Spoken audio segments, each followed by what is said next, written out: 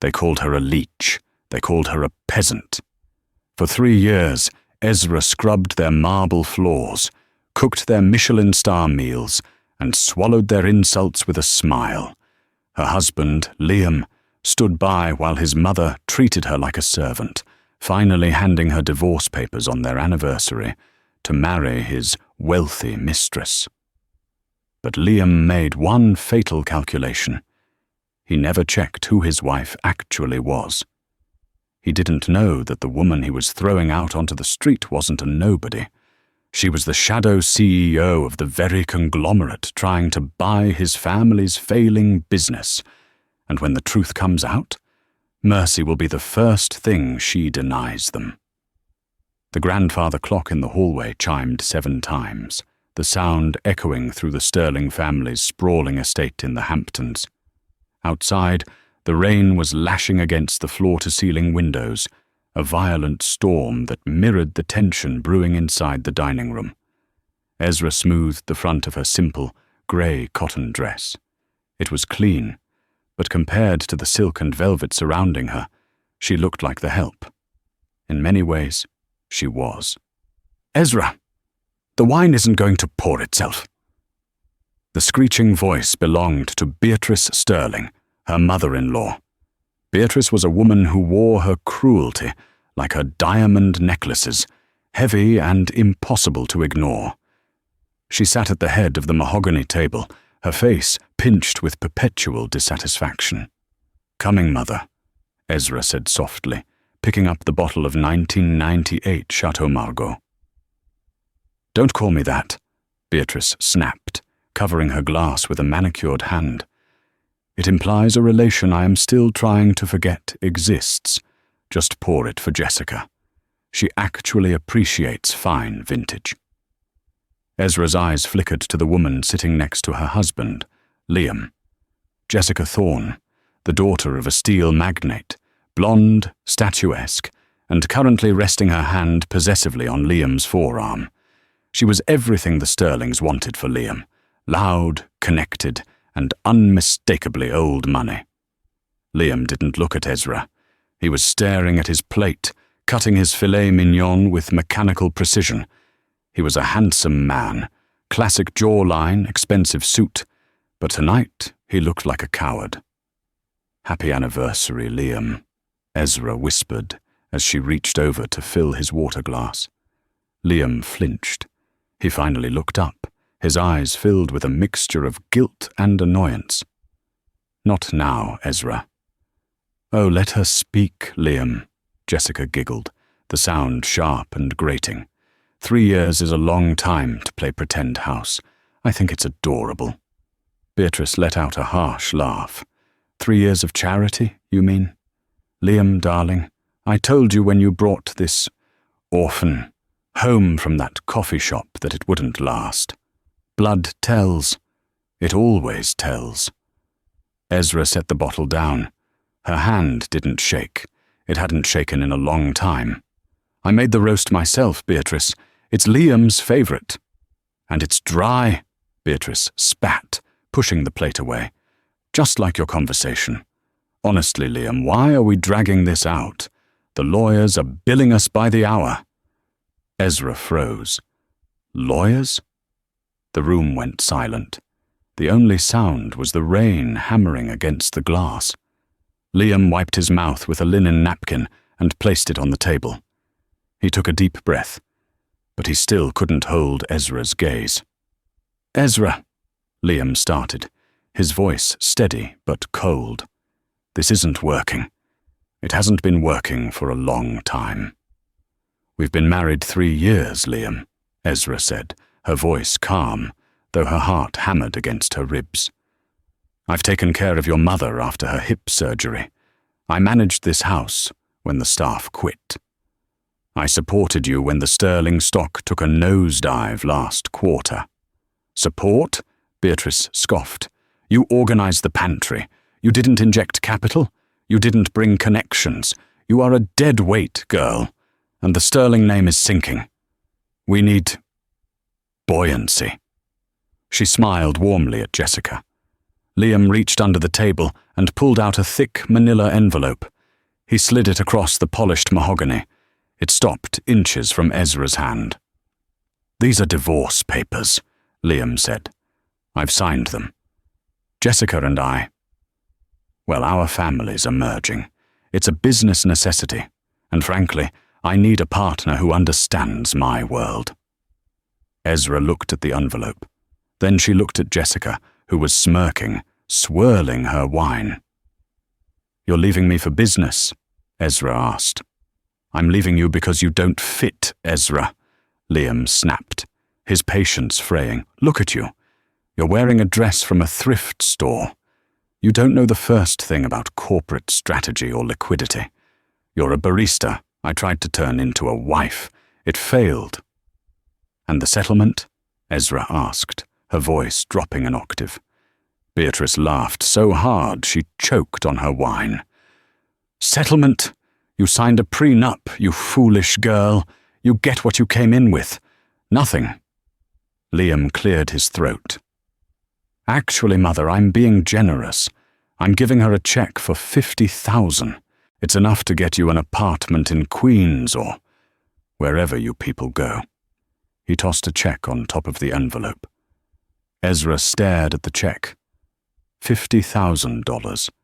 In her private account, the one hidden under layers of shell companies and trusts in the Cayman Islands, the interest generated in the last 10 minutes was more than $50,000.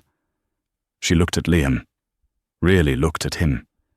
She saw the weakness in his jaw, the fear in his eyes. He wasn't a leader. He was a boy doing what his mommy told him to do to save a failing company. "You're sure about this, Liam?" Ezra asked. "Once I sign this, there is no going back. I walk out that door, and I become a stranger to you." "That's the point," Jessica interjected. "Sign it, honey. Don't make a scene. It's embarrassing." Ezra picked up the pen. She didn't cry. She didn't beg. She didn't throw the wine in Jessica's face, though the thought was tempting.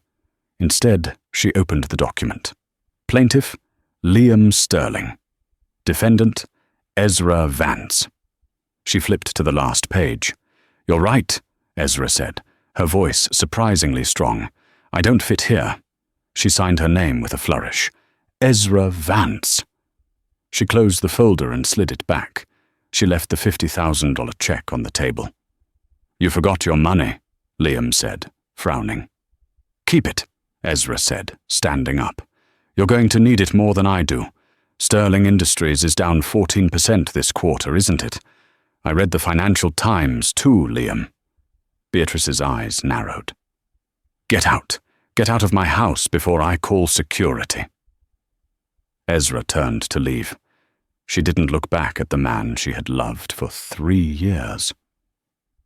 She walked out of the dining room, down the long marble hallway, and opened the heavy oak front door. The storm was raging, but Ezra didn't feel the cold. As the door clicked shut behind her, she reached into her pocket and pulled out a burner phone, a cheap flip phone she kept for one specific number. She dialed. "Status?" A deep voice answered immediately. "It's done," Ezra said, walking down the long driveway, the rain soaking her grey dress. "Initiate phase 2. And get the car. I'm tired of walking." "Yes, ma'am. The Rolls-Royce Phantom is 2 minutes away. Welcome back, Miss Vance." The moment the headlights of the black Rolls-Royce cut through the darkness, Ezra felt the mask slip away. For 3 years she had played the role of the submissive, grateful wife. It had been a test, a foolish, romantic test she had set for herself. She wanted to know if someone could love her for her, not for the Vance empire. Her father, the late Marcus Vance, a titan of industry who owned half the shipping lines in the Atlantic, had warned her. "They only love the crown, Ezra, never the head that wears it." He was right. The car screeched to a halt, and a man in a sharp suit jumped out with an umbrella. This was Silas, her head of security and most trusted advisor. "Miss Vance," Silas said, his face grim as he ushered her into the heated back seat. "I assume the anniversary dinner didn't go as planned." "It went exactly as you predicted, Silas," Ezra said, leaning back into the leather seats. She pulled a tablet from the seat pocket. Her demeanor shifted instantly. The timid wife was gone. The shark of Wall Street had returned. "Liam served me papers." Beatrice laughed. Jessica Thorne was there. "Thorne Steele?" Silas asked, checking his rearview mirror as they pulled away from the Sterling estate. "That explains the sudden bravery. They think a merger with Thorne will save them from bankruptcy." Ezra swiped across the tablet, pulling up real-time stock data. "Thorne Steele is leveraged to the hilt.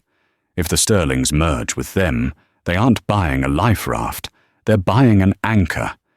Beatrice is too arrogant to do due diligence." "Where to, Mom? The penthouse?" "No," Ezra said, her eyes cold. "Take me to the Aurelia Holdings headquarters. I need a shower, a change of clothes, and a board meeting. Call the directors. Wake them up." "It's 8:00 p.m. on a Saturday, Mom." "I don't care.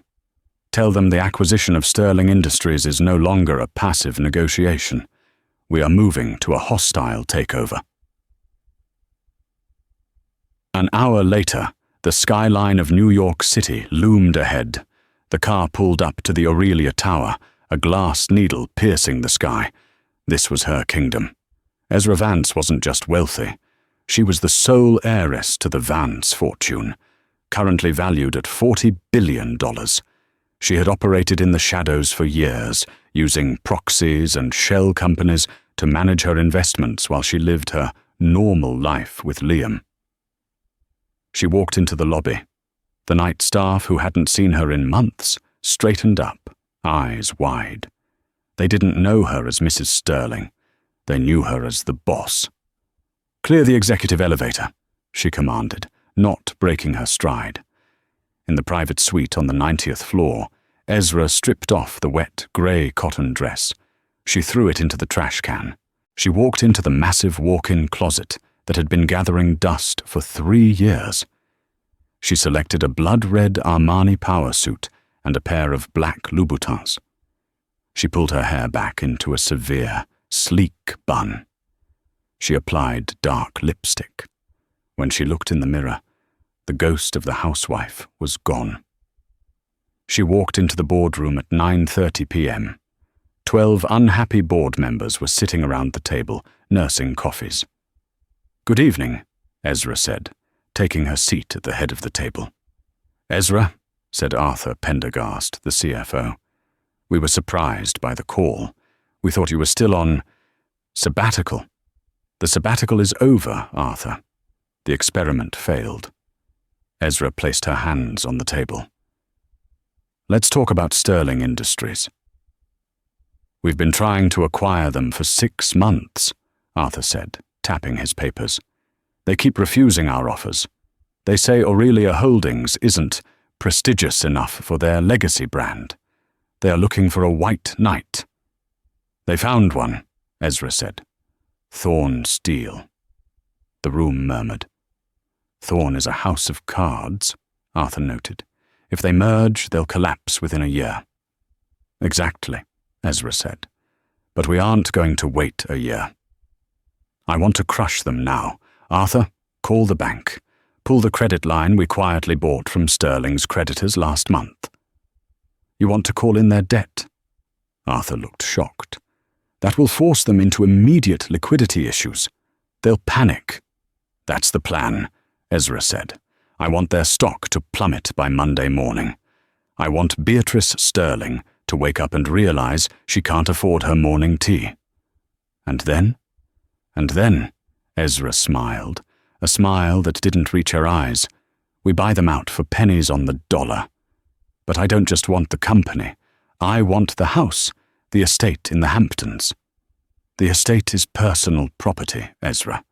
It's usually not part of a corporate acquisition. It is collateral for the personal loan Liam took out 2 years ago to cover his gambling debts," Ezra revealed. "A loan that I secretly guaranteed through a shell corp Call it in." Arthur swallowed hard. "This is personal, isn't it?" Ezra stood up and walked to the window, looking out over the city lights. "They humiliated Ezra the housewife," she whispered. "Now they have to deal with Ezra the CEO. Execute the order, Arthur. Burn it down." Monday morning arrived with the subtlety of a sledgehammer.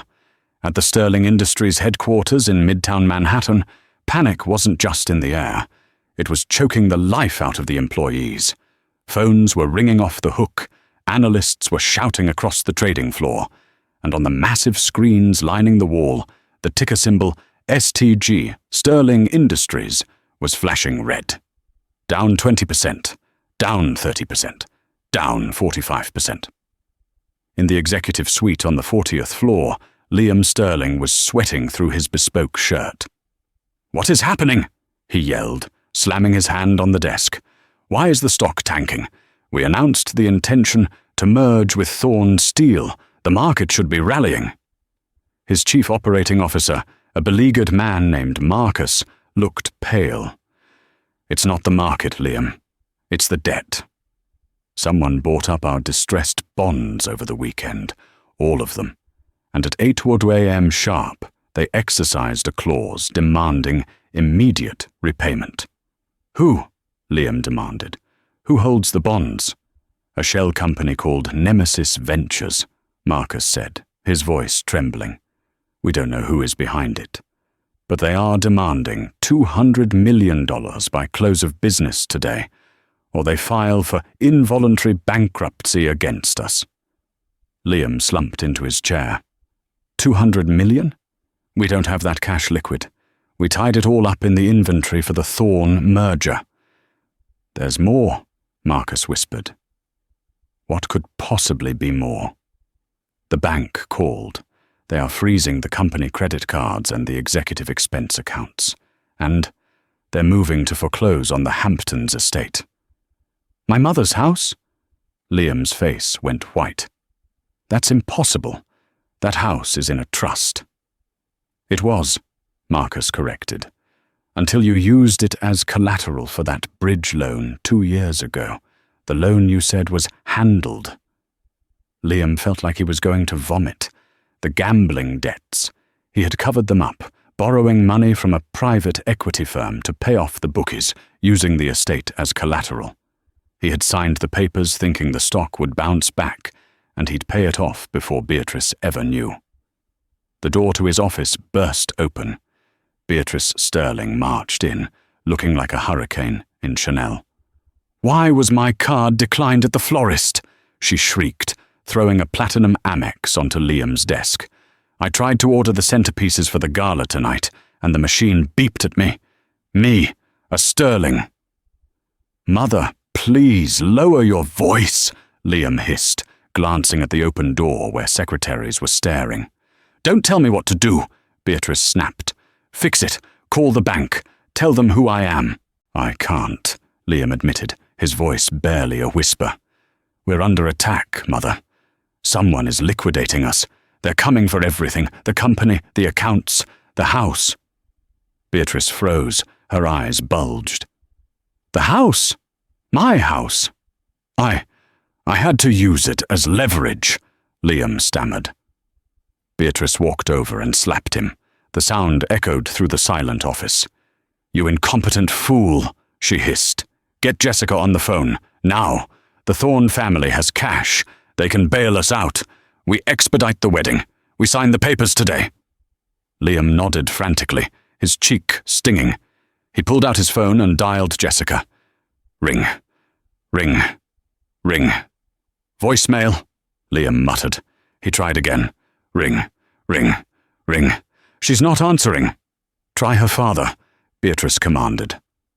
Liam dialed Richard Thorn's private line. It rang once before being picked up by a secretary. "Mr. Sterling." The voice was cool, professional, and dismissive. "Mr. Thorn is in a meeting." "It's urgent," Liam pleaded. "Tell him it's Liam. We need to talk about the merger timeline."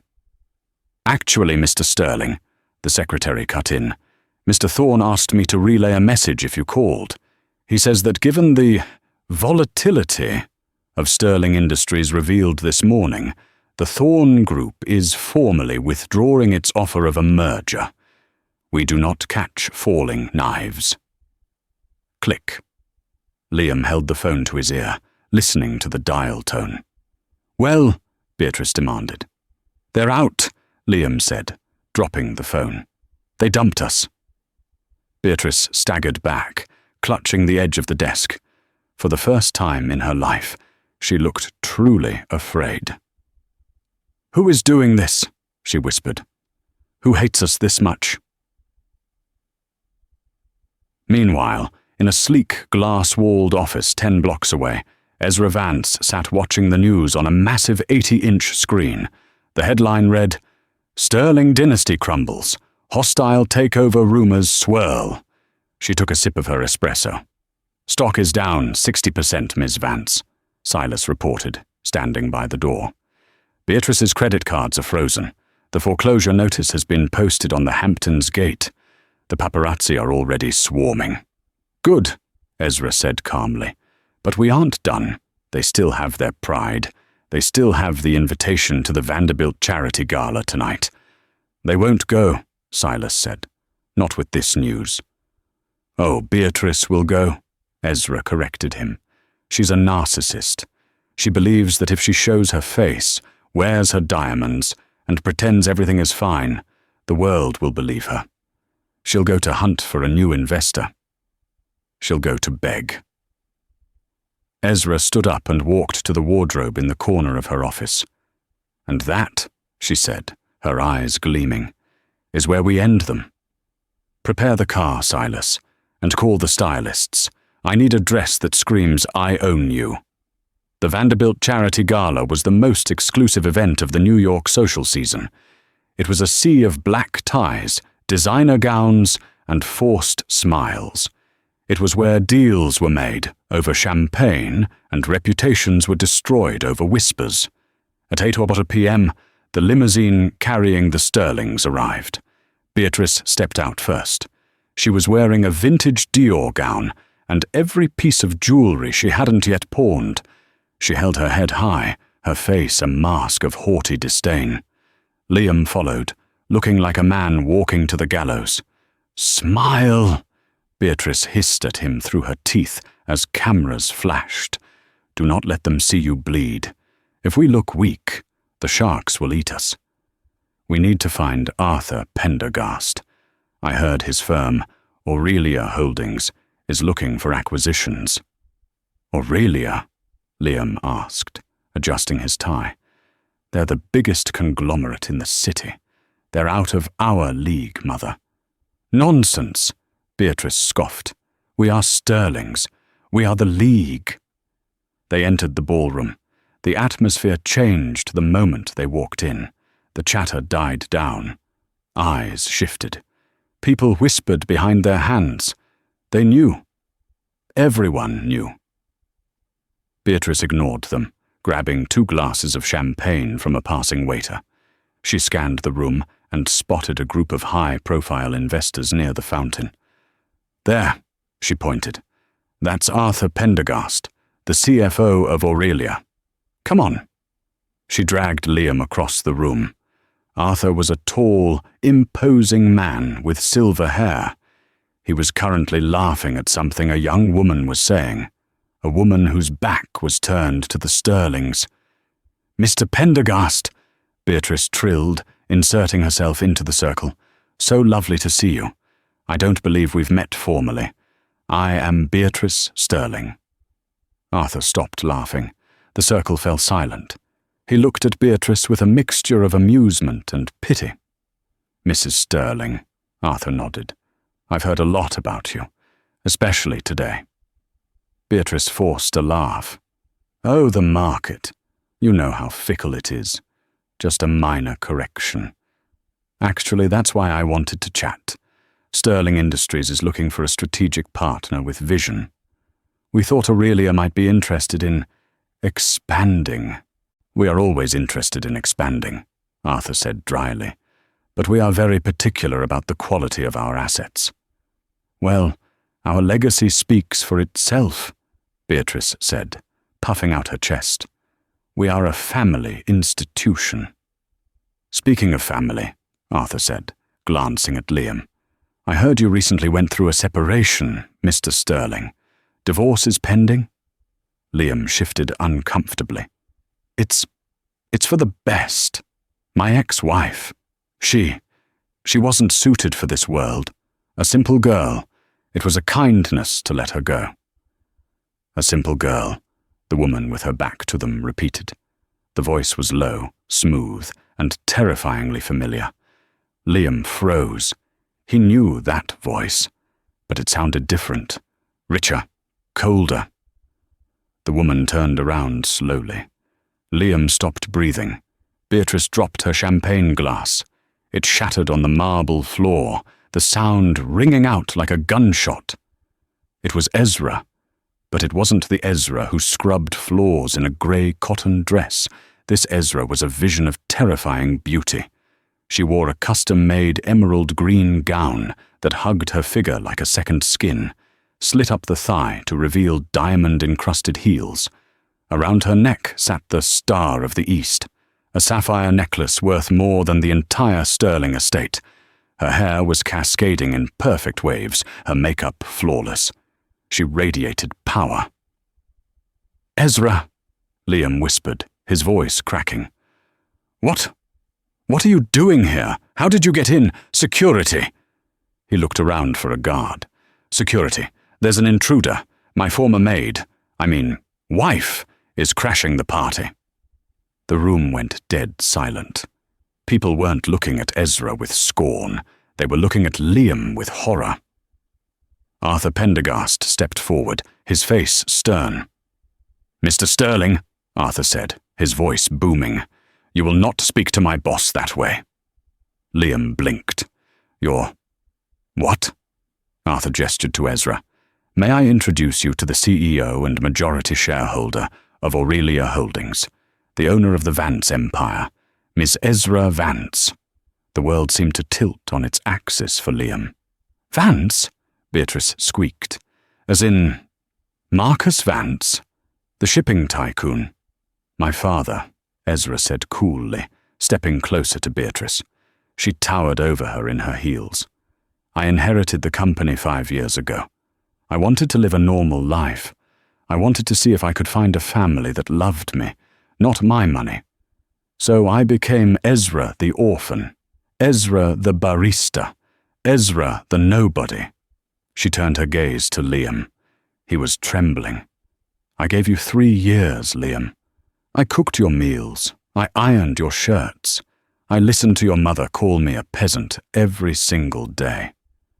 I didn't know," Liam stammered, sweat pouring down his face. "Ezra, baby, if you had known, you would have treated me better?" Ezra finished for him, raising an eyebrow. "That is exactly the problem, Liam. You only respect people you think have power, which is why you're going to lose everything." "Ezra, please."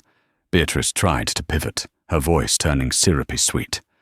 We were just stressed. Family quarrels. You know how it is. We can fix this. You're still married to Liam. We're still family." "Actually," Ezra signaled to Silas, who stepped out of the shadows holding a document. "My lawyers expedited the divorce filing this morning. Based on the papers Liam signed, the ones giving me nothing, the marriage is dissolved effective immediately.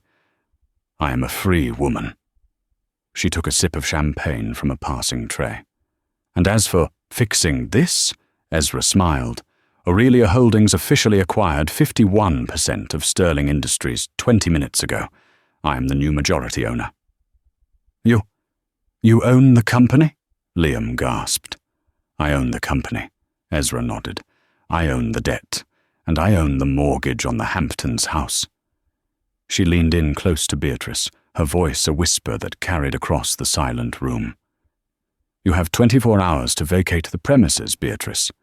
I'm turning the estate into a shelter for battered women. I think it's poetic, don't you?" A place where women who were treated like trash can finally feel safe. Beatrice's face turned purple. She opened her mouth to scream, to rage, but nothing came out. The humiliation was total. The entire room, the elite of New York, was staring at them with disdain. "Security," Ezra said softly, mimicking Liam's earlier tone. 2 massive guards appeared instantly. "Please escort these trespassers out. This is a private event for shareholders, and they hold no shares." "You can't do this!" Liam shouted as the guards grabbed his arms. "Ezra, I loved you! I loved you!" "No, Liam," Ezra said, turning her back on him. "You loved yourself. Goodbye." As the Sterlings were dragged out of the ballroom, kicking and screaming, the orchestra began to play a waltz. The crowd erupted into applause, not for the music, but for the performance. Arthur handed Ezra a fresh glass of champagne. "Well done, Miss Vance." Ezra watched the doors close on her past life. She felt a weight lift off her chest. "We're not done yet, Arthur," she said, her eyes narrowing. "Liam and Beatrice are broken, but there is one more rat that needs to be caught." "Jessica Thorne?" Arthur guessed. "She's the one who whispered in his ear," Ezra said. "She's the one who mocked me while eating my food. Find out where she is.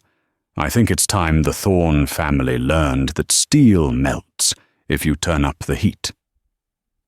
If Beatrice Sterling was a hammer, blunt and loud, Jessica Thorne was a scalpel. She was precise, cold, and believed she could cut herself out of any infection. 2 days after the disaster at the Vanderbilt Gala, Jessica sat in her father's office at Thorne Steel. The skyline of Manhattan was visible through the window, but Jessica wasn't looking at the view. She was looking at her PR manager. "Distance," Jessica commanded, her voice tight. "I need total distance from the Sterlings.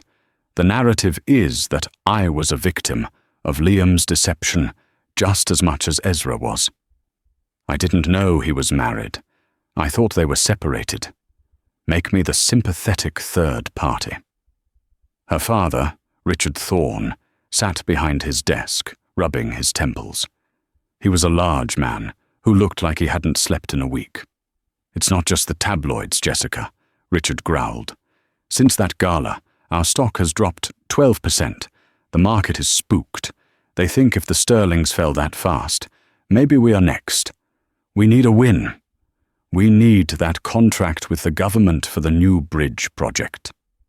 "We'll get it," Jessica assured him. "I'm meeting the senator for lunch today. I'll charm him.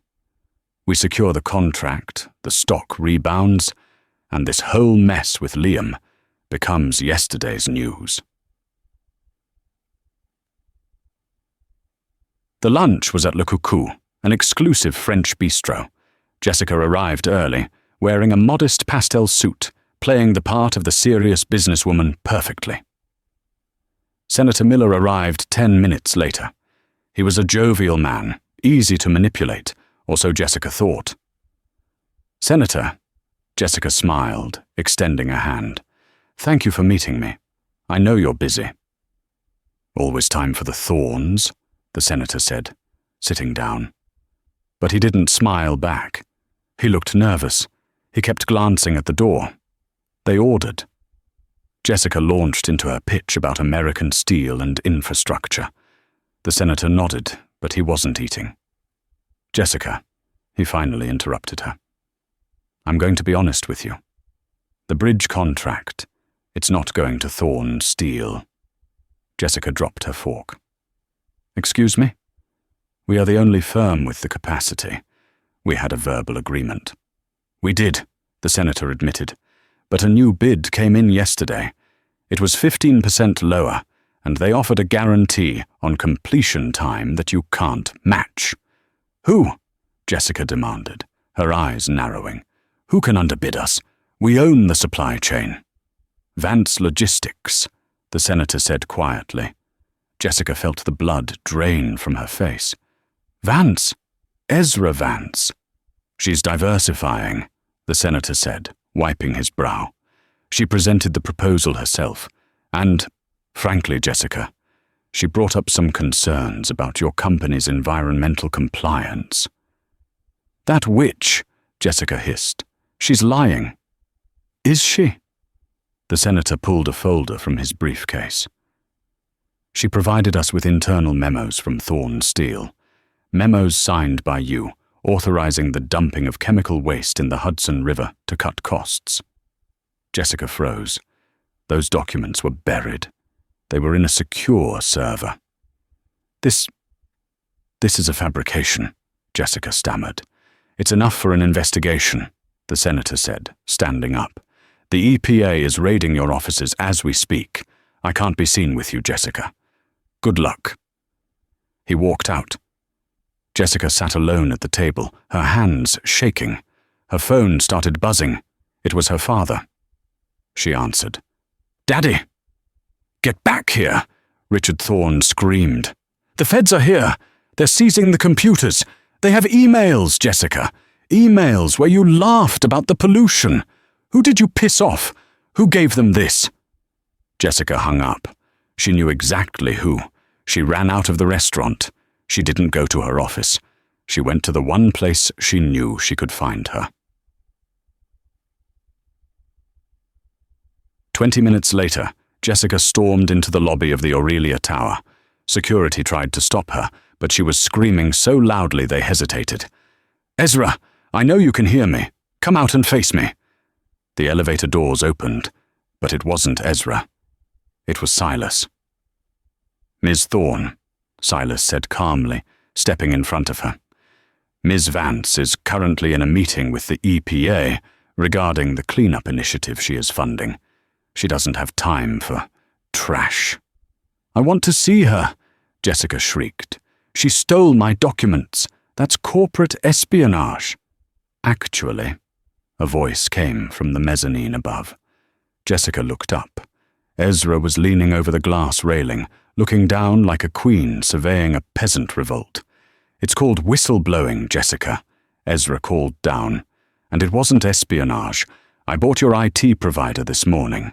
Technically, I own the servers your emails were stored on. I just reviewed my property.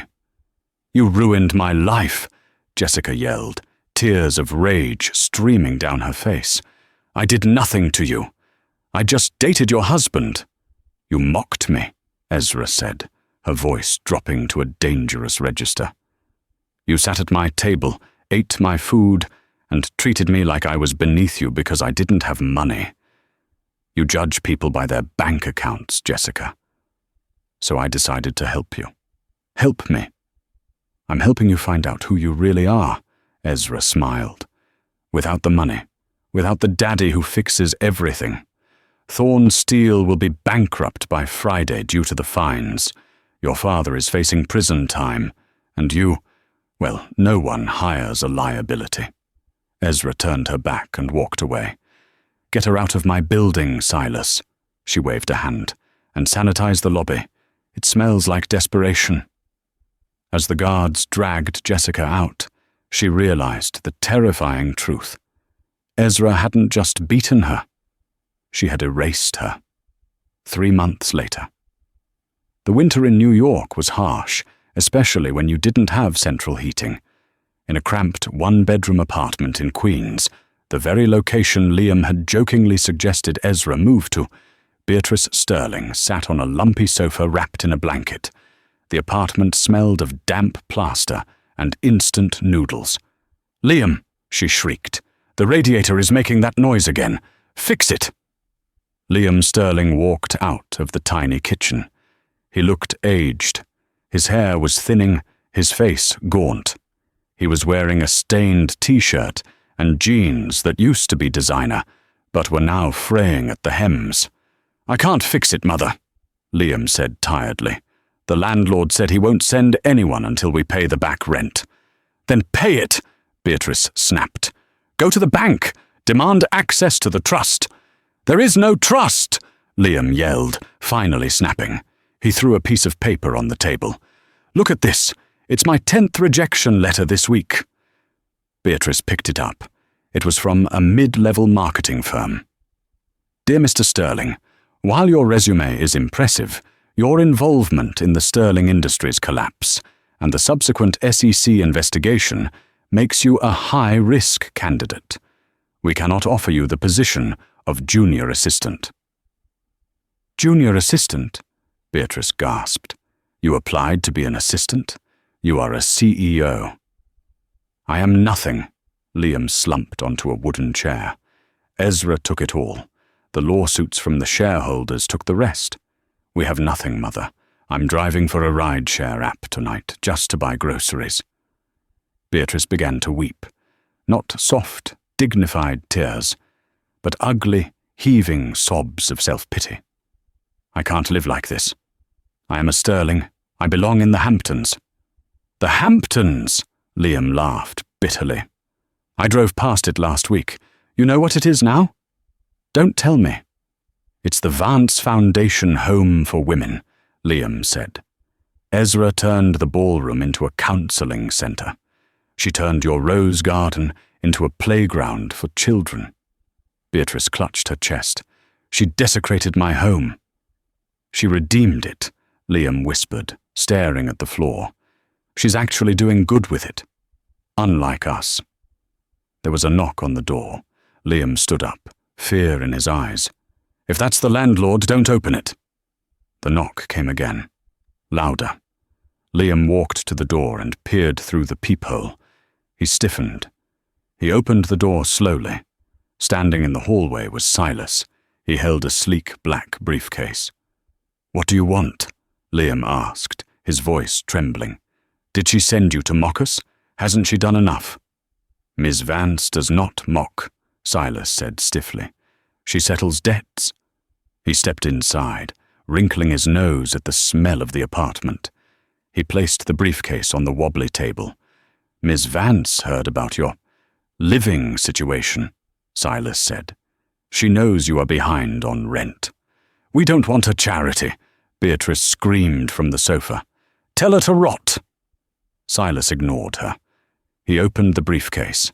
Inside was a stack of cash and a single envelope. "This is 50,000, Silas said. Liam stared at the money. It was the exact amount he had thrown at Ezra that night at the dinner table. The generous settlement. "Why?"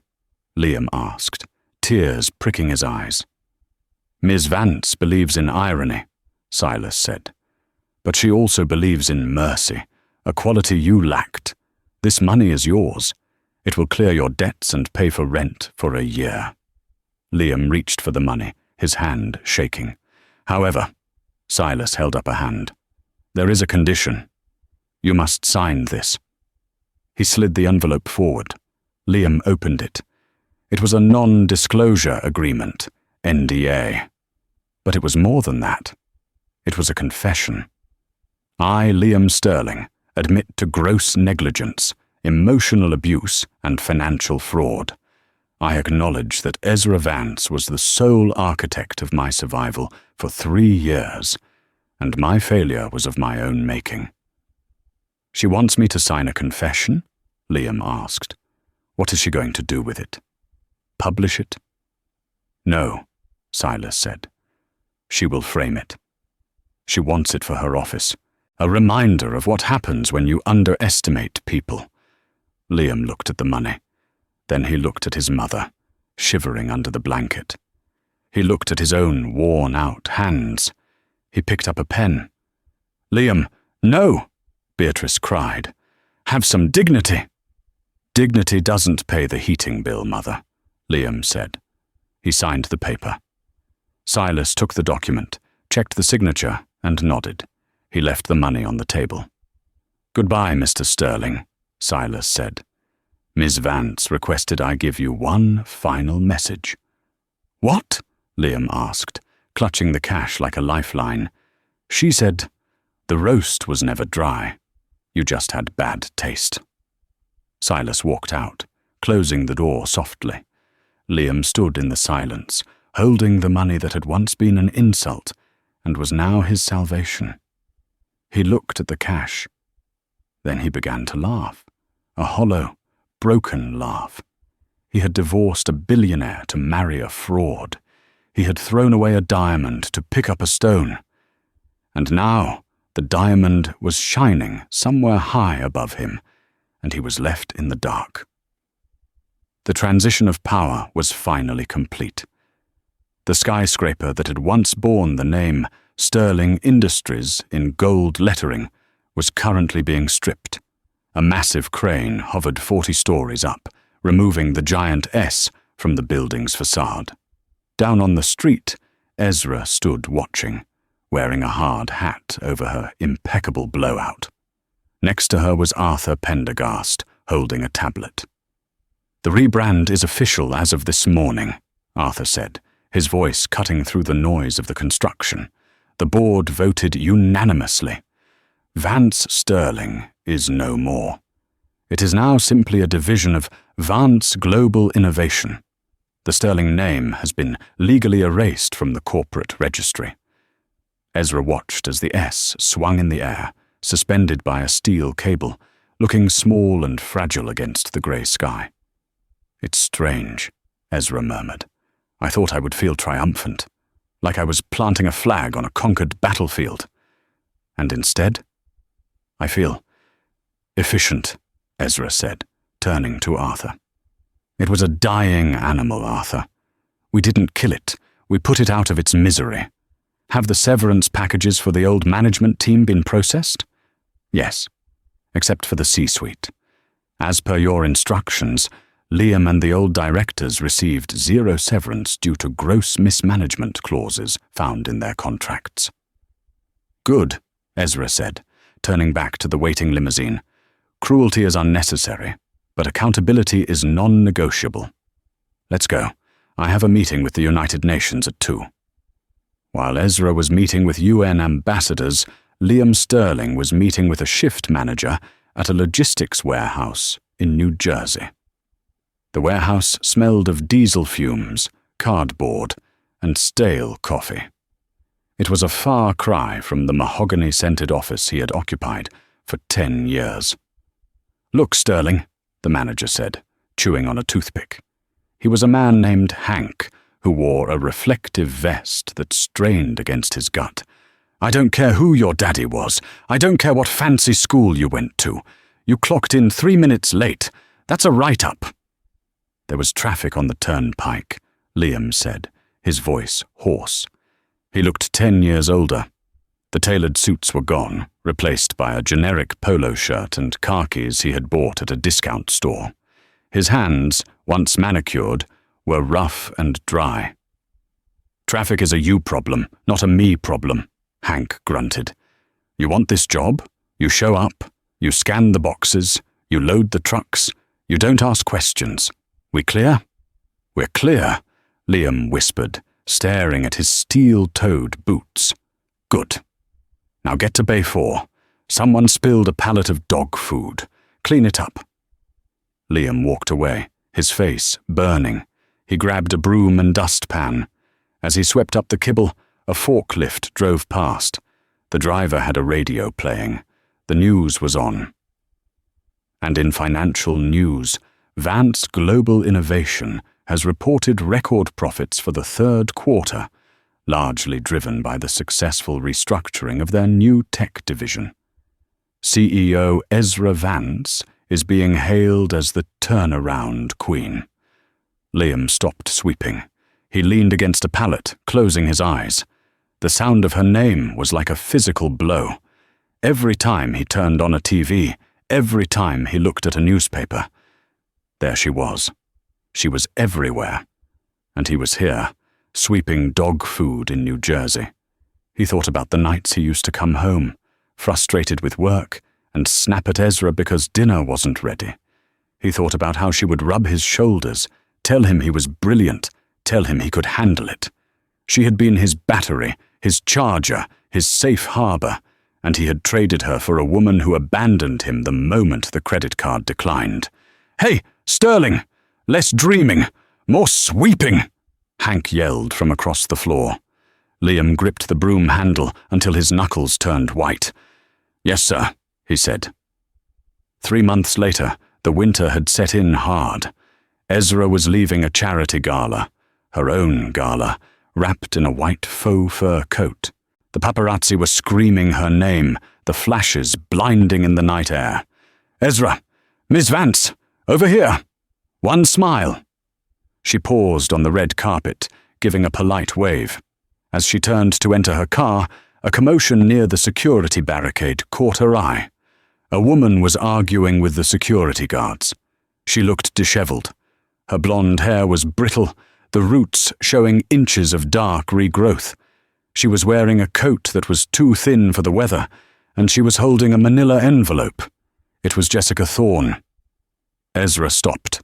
Silas, ever vigilant, stepped between them. "Ignore her, Mom. We can leave via the side exit." "No," Ezra said, her voice calm. "Let her through." Silas signaled the guards. Jessica stumbled forward, shivering. When she saw Ezra, she didn't look arrogant. She looked broken. "Ezra," Jessica rasped. Her eyes were red-rimmed. I tried to call your office. They blocked my number." "What do you want, Jessica?" Ezra asked, keeping her distance. "My father," Jessica choked out. "The trial starts next week. The EPA charges. The fraud charges. They're going to put him away for 20 years. He's an old man, Ezra. He'll die in prison. Your father poisoned a river to save 4% on production costs," Ezra said coldly. "He made his choices." "I know," Jessica cried, clutching the envelope. "But I didn't do it. I was just the face. I was just doing what he told me. Please, you have the evidence. You bought the servers. If you just lose a few files or refuse to testify, maybe they'll offer him a plea deal." Ezra looked at the woman who had once laughed at her thrift store dress, the woman who had placed a hand on Liam's arm, and smirked. "You want me to commit obstruction of justice?" Ezra asked. "I'm begging you." Jessica dropped to her knees on the dirty sidewalk. The cameras were flashing wildly now, capturing the fall of the Thorne heiress. "I have nothing left. The company is gone. My friends stopped talking to me. I'm living in a motel. Please, Ezra, show some mercy." Ezra looked down at her. She didn't feel joy. She felt a profound sense of waste. "I already showed you mercy, Jessica," Ezra said softly. "I let you live your life. I didn't sue you personally for alienation of affection, though I could have. I didn't drag your name through the mud in the press, though the press did it for me." She signaled Silas. "The evidence stays with the district attorney," Ezra said firmly. "Your father created a toxic legacy. You benefited from it. Now you both have to pay for the cleanup. That is how the world works." Ezra stepped into her car. As the door closed, she saw Jessica weeping on the pavement, alone in the flashing lights. "Drive," Ezra said. She didn't look back. The interview. The world watches 1 year after the divorce.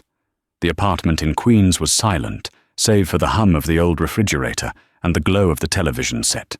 Beatrice Sterling sat in her armchair. The velvet upholstery was worn threadbare, and there was a stain on the armrest she couldn't get out. She was wrapped in a knitted blanket, sipping tea that was too weak because she was rationing the tea bags. Liam sat on the floor, leaning against the wall. He was too tired to sit on the sofa. On the screen, the intro music for The Evelyn Show played, a triumphant, brassy tune. "Tonight," the announcer boomed, "an exclusive sit-down with the woman who redefined the American dream, the billionaire who was once a barista, the shadow CEO, Ezra Vance." Beatrice made a noise in her throat, a sound of pure bitterness. "Turn it off, Liam. I can't stand to look at her gloating face." "No," Liam said, his eyes fixed on the screen. "Leave it." Ezra walked onto the stage. The studio audience gave her a standing ovation that lasted for a full minute. She looked regal. She wasn't wearing diamonds or flashy jewelry. She wore a simple white suit, her hair loose. She looked younger than she had when she was married to him. She looked happy. The interview began. Evelyn, the host, asked about the business, the acquisitions, the numbers. Ezra answered with grace and intelligence, displaying a wit Liam realized he had never bothered to notice. Then the conversation shifted. "Ezra," Evelyn said, leaning in, "the world is fascinated by your origin story. You lived for 3 years in obscurity. You allowed yourself to be treated poorly. Why? You were worth billions. You could have bought and sold your husband's family 10 times over. Why stay?" On the floor of the Queen's apartment, Liam held his breath. On the TV, Ezra paused. She looked down at her hands, then back up at the audience. "I think," Ezra began, her voice steady, "that I was looking for something money can't buy. I grew up in a world where everyone wanted something from me. My father taught me that contracts are binding, but loyalty is rare. I wanted to know if I could be loved for me. Not the Vance name. Just Ezra, the girl who burns the toast sometimes, the girl who likes bad sci-fi movies." Liam flinched. He remembered that. He used to make fun of her movie choices. He used to call them trash. "And did you find it?" Evelyn asked gently. "I found the truth," Ezra said, "and the truth was painful. I found that some people are so hollow, so consumed by the appearance of wealth, that they cannot recognize gold, even when they are holding it in their hands." Beatrice scoffed at the TV. "She calls herself gold? Arrogant little—" "Shut up, Mother," Liam said. It wasn't angry, it was just defeated. "She's right." "And the divorce?" Evelyn asked. "That famous dinner, the $50,000 check, do you hate him?" The camera zoomed in on Ezra's face. "Hate him?" Ezra shook her head. "No. You don't hate a child for touching a hot stove. You pity them for the burn. Liam and his family, they are trapped in a prison of their own making. They believe status is oxygen. When I took their status, I didn't punish them. I just showed them who they really were without the fancy clothes." She smiled, a sad, knowing smile. "I hope they are learning to breathe on their own. I really do." Evelyn wiped a tear from her eye. "That is incredibly gracious, Ezra. Before we go, you have a new initiative, the Second Chance Fund. Tell us who it's for."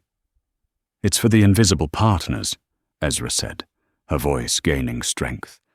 "The wives who are told they are stupid, the husbands who are told they are failures, the people who support their spouse's dreams only to be discarded when those dreams come true.